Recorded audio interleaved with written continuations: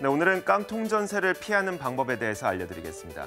요즘 전세 가격이 너무나도 크게 올라가고 있죠. 일부 지역에서는 매매가가 5억 원인데 전세 가격이 4억 5천만 원까지 올라갈 정도로 이처럼 전세가율이 높습니다. 그렇다 보니까 깡통 전세가 발생할 가능성도 높아졌는데 오늘은 이것을 피할 수 있는 몇 가지 팁을 여러분들께 드리겠습니다.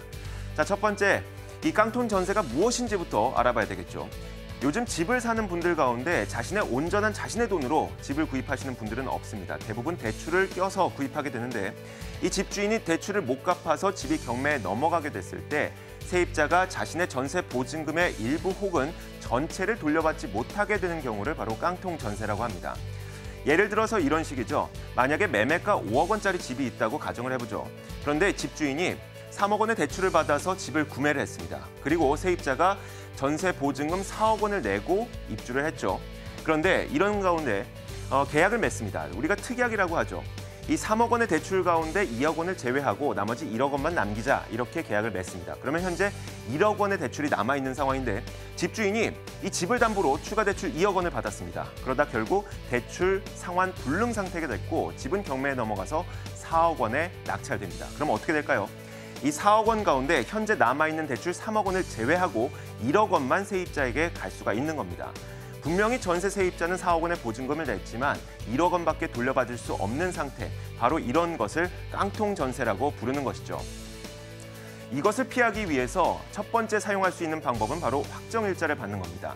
확정일자라고 하는 것은 공인기관으로부터 이 확정일자를 받는 날짜에 집주인과 세입자가 이미 계약을 맺은 상태다라는 것을 인정해 주는 건데 확정일자를 받는 것은 매우 간단하고 저렴합니다.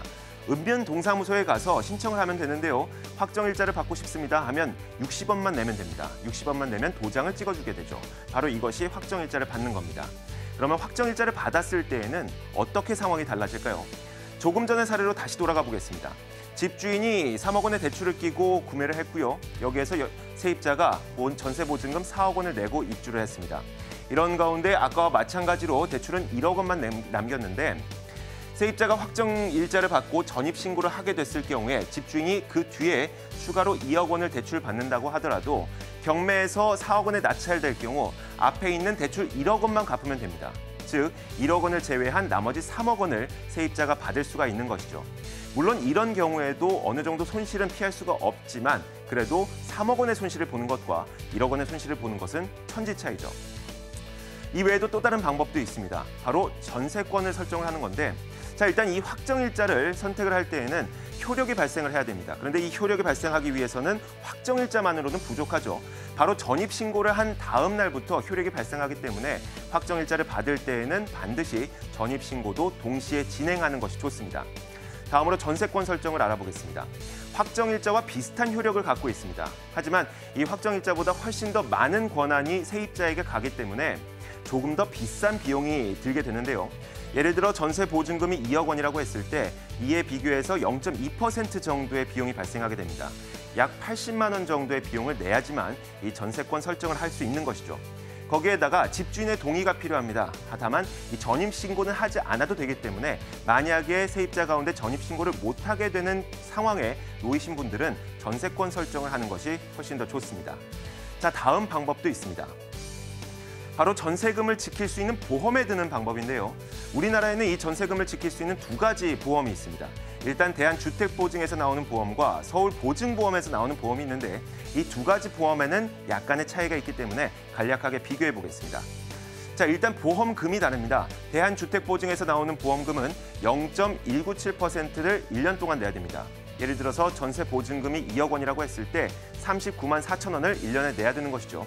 자, 그런데 서울보증보험에서 나오는 이 보험은 0.232%를 냅니다. 즉 2억 원의 전세 보증금 가운데 약 46만 4천 원 정도만 내면 되는 것이죠.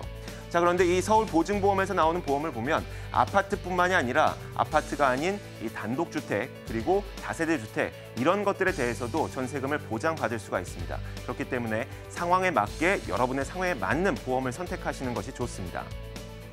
일반적으로 우리가 전세가율이 80%가 넘는다고 하면 깡통 전세가 될 가능성이 높다고 합니다. 그런데 지난 8월 전국 아파트 평균 전세가율이 72.4%를 기록했죠. 만약에 매매가가 1억 원짜리 아파트라면 전세 가격이 7,240만 원까지 올라왔다는 겁니다.